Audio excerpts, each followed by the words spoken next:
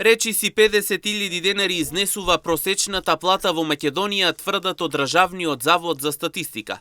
Според нивните податоци во мај просечната нето плата била 49.544 денари, што според нив е за 8,2% повеќе од истиот месец лани. Но граѓаните во Штип велат дека сликата од нивното секојдневие е друга. Платите тешко стигнуваат за сите трошоци.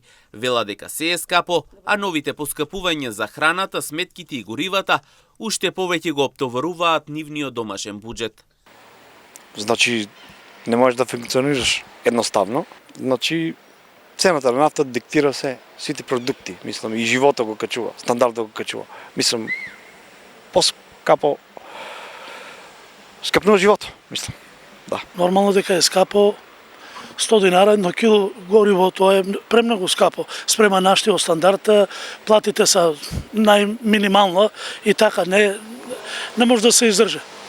Да, премногу. Штом горивото се кача и тука и прехрамбеното рипа нагоре, така. Чим возе, значи не се скапи. А што е во? Се е кола до кола. Само кукат, плакат. Тоа. И малку и на джепо е малку удара, джепо. Ако продолжи вака, ќе биде уште потешка кризата со горивото. Па сигурно цените на горивото повлеку ти покачува на цените на производите во маркетите. Додека граѓаните велат дека платите тешко ги следат трошоците за живот, сепак од Државниот завод за статистика вела дека просечната плата во земјава расте. Според нивните податоци, во мај просечната нето плата изнесувала 49.544 денари, што е за 8,2% повеќе во однос на истиот месец од лани.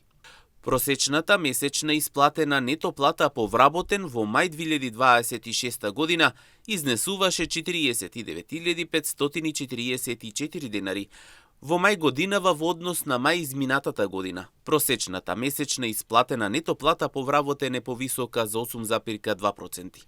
Ваквото зголемување се должи пред се на зголемувањето на просечната месечна исплатена нето плата по вработен во секторите: снабдување со вода, односно отстранување на отпадни води, управување со отпад и дејности за санација на околината за 11,9%, уметност, забава и рекреација за 11,3% и транспорт и складирање за 10,9%, велат од Државниот завод за статистика.